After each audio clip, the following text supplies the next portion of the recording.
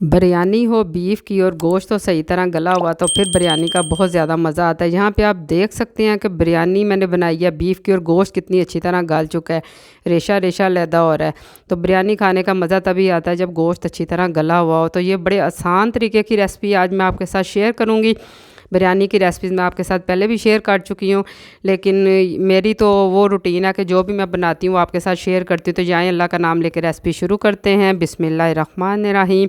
यहाँ पे मैंने कुकर ले लिया और इसमें तकरीबन 3 पाव के करीब मेरे पास गोश्त है। तो ये जो मैंने लिया है ज़रा बोटी का साइज़ ज़रा बड़ा रखा है, क्योंकि बिरयानी में ज़रा बोटी बड़ी अच्छी लगती है। तो यहाँ पे मैंने इसको अच्छी तरह वाश कर लिया, एक एक करके पीस इसलिए रख रही हूँ कि नीचे थोड़ा बहुत जो पानी होता है वो बिल्कुल निकल जाता है और ये यहाँ पर अच्छी तरह गोश्त साफ़ सुथरा कुकर में आ जाता है। बड़े साइज़ के ये पीस हैं, तकरीबन ये 3 पाव के करीब गोश्त है। यहाँ पे मैंने एक गट्ठी ले लिया लहसुन की और ये भी इसमें शामिल कर देंगे, और 2 बड़े साइज़ के प्याज लिए हैं।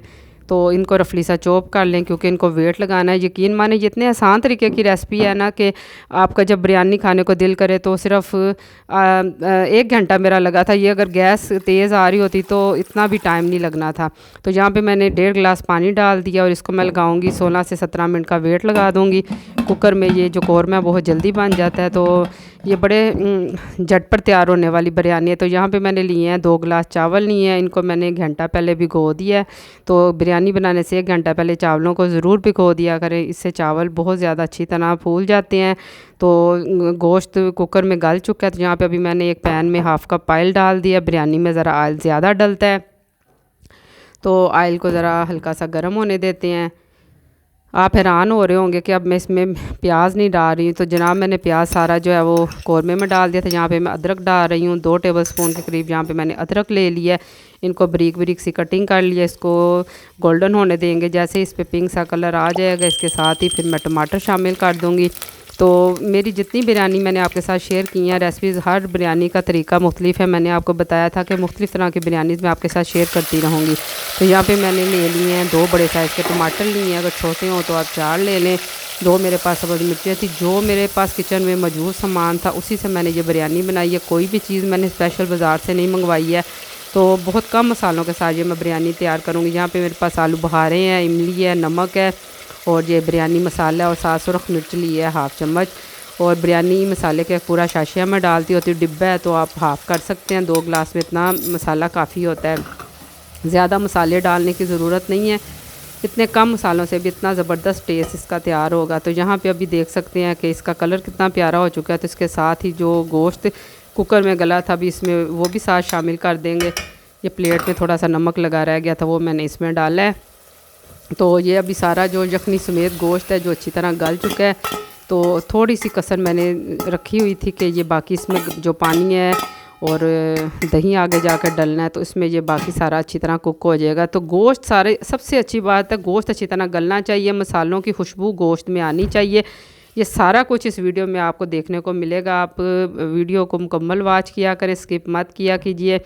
और अगर मेरे चैनल पे नए आए हैं तो प्लीज़ चैनल को सब्सक्राइब कीजिएगा। वीडियो अच्छी लगे इसको लाइक और शेयर किया कीजिए और प्यारा सा कमेंट भी किया कीजिए। यहाँ पे आप कौरमा देख सकते हैं माशाल्लाह से कितना ज़बरदस्त हो चुका है। यहाँ पे आके अभी मैं दही शामिल करूँगी 2 सर्विंग स्पून के करीब। यहाँ पे मैंने दही शामिल कर दिया, ये गाढ़े वाली दही है।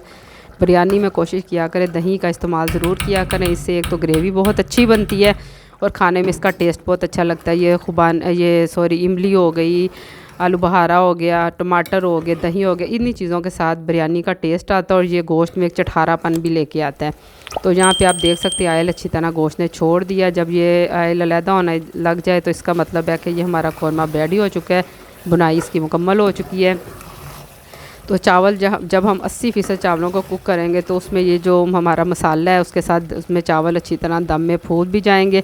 तो मैं चावलों को बिल्कुल कुक मुकम्मल नहीं करती होती, मैं 80% हमेशा चावल गलाती हूँ और फिर जो 20% होते हैं वो यहाँ पे आके कौरमे की जो ग्रेवी होती है उसमें वो पूरे हो जाते हैं, कवर हो जाते हैं। तो यहाँ पे अभी गोश्त बिल्कुल तैयारी के करीब है, इसको बस अभी मैं चूल्हा बंद कर दूँगी और यहाँ पे इसको उतार लूँगी और चावलों को बॉयल करने के लिए रखती हूँ। आज हमारी गैस इतनी ज़्यादा कम है, इतनी मुश्किल से ये मैंने बिरयानी बनाई। अब मैंने शुरू कर ली थी तो बस देख रही थी, अल्लाह करे चली ना जाए। यहाँ पे मैंने एक खुले पतीला रख दिया, उसमें खुला पानी डाल दिया। यहाँ पे तेज़पात ले ली है, दालचीनी ले ली है, इसकी 3 स्टिकें ले ली हैं, 2 बड़ी इलायचियाँ ले ली हैं और इसमें ले लिया मैंने लौंगे ले लिए हैं, 10 से 12 लौंग ले लिए हैं और काली मिर्चें ले ली हैं, हाफ़ टी स्पून के करीब काली मिर्चें हैं इसमें। तो ये खड़े मसाले इसमें जो हैं ज़रूर डालने हैं। उसके साथ नमक है 2 टेबल स्पून के करीब, जहाँ पे मैंने नमक डाल दिया। नमक मैं आपको हमेशा कहती हूँ हम कम इस्तेमाल करते हैं, आप अपने टेस्ट के हिसाब से कम ज़्यादा कर सकते हैं।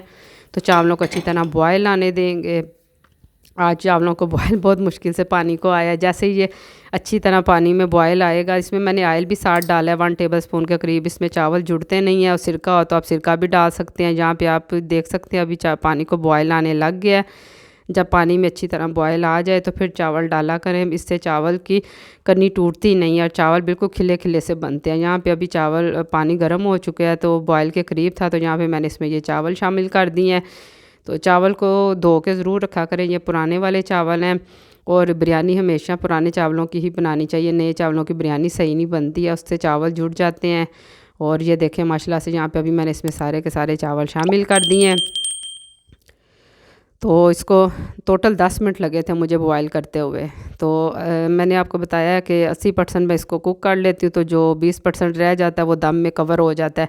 तो यहाँ पे अभी आप चावल देख सकते हैं इतना अच्छी तरह मुकम्मल कुक नहीं हुआ है, तो इसको उतार लेंगे। इसको एक छलनी में पानी इसका मैंने निकाल देना है। तो ये देखें उसी पतीले को मैंने वापस ऊपर रख दिया, टोकरी में सारे एक चावल निकाल दिए, तो वापस सारे के सारे चावल डाल देने। मैंने कभी भी बिरयानी की तय नहीं लगाई है, मैंने आपको पहले भी काफ़ी दफ़ा बताया कि इसी तरह ज़बरदस्त बनती है। तो इसके ऊपर अभी सारे का सारा कौरमा डाल दिया जाएगा। अगर आपके पास पुदीने की पत्तियाँ तो वो भी इसमें शामिल कर लें। तो मेरे पास सब्ज़ धनिया था, मैंने कटिंग की थी लेकिन सॉरी मैं डालना भूल गई। तो अभी जो सारा कौरमा था इसमें वो शिफ्ट कर देंगे। तो ये कितने आसान तरीके की रेसिपी है, ज़्यादा मुश्किल भी नहीं है और कुकर में हमेशा बिरयानी बनाना आसान लगता है। मैं मटन और बीफ की हमेशा जो बिरयानी है वो कुकर में ही बनाती हूँ। 1-2 दफ़ा तो मैंने चिकन की भी उसमें बनाई है, टाइम की कमी की वजह से। सारे का सारा कौरमा इसमें डाल दिया जाएगा और इसके साथ आपके पास अगर प्याज फ्राई आप डालना सकते हैं तो वो भी डाल सकते हैं, लेकिन मैंने कभी भी नहीं डाला। हर एक का वही कहती हूँ ना तरीका जुदा जुदा होता है, लेकिन यकीन माने ये इतनी ज़्यादा टेस्टी बनी है, कमाल की बनी है। बहुत मज़ा आया खाने का, हमने अभी खाई है। अभी खाने के बाद मैंने बर्तन धोए हैं और फिर मैंने ये वीडियो आपके साथ वॉइस ओवर कर रही हूँ। यहाँ पे मैंने फूड कलर ले लिया है 1 टेबल स्पून के करीब। इसमें पानी में मैंने इसको वैसे दूध में भी डालें तो कलर बड़ा प्यारा आता है। तो यहाँ पे ये केवड़ा एसेंस डाल देंगे, तो ये चंद ड्रॉप्स इसके भी डाल दें, इससे बिल्कुल देगों वाली खुशबू आती है इसमें और बहुत ज़्यादा अच्छा टेस्ट आ जाता है। इसको भी 20 मिनट का आपने दम लगाना है और 20 मिनट दम लगाने के बाद स्टीम छोड़ दिया करें। स्टीम में गोश्त अच्छी तरह चावल जो है वो खिल से जाते हैं। यहाँ पे आप देख सकते हैं माशाल्लाह से दाना दाना चावलों का है, बिल्कुल अच्छी तरह खिले खिले से चावल हैं। गोश्त अच्छी तरह गल चुका है, बिल्कुल डन हो चुका है। अभी मैं इसकी फ़ाइनल लुक आपको दिखाती हूँ। तो आप लोगों से फिर गुजारिश है कि आपने मेरे चैनल को सब्सक्राइब कीजिएगा और एक लाइक तो बनता है ना। इतना प्यारा ज़बरदस्त गोश्त गला हुआ है, टेस्टी सी ये बिरयानी बनी है। अपना फ़ीडबैक मुझे ज़रूर दीजिएगा, दुआओं में याद रखा करें। अल्लाह पाक आप सबको हमेशा खुश और आबाद रखे। अगली रेसिपी में मुलाकात होगी। अल्लाह हाफिज़।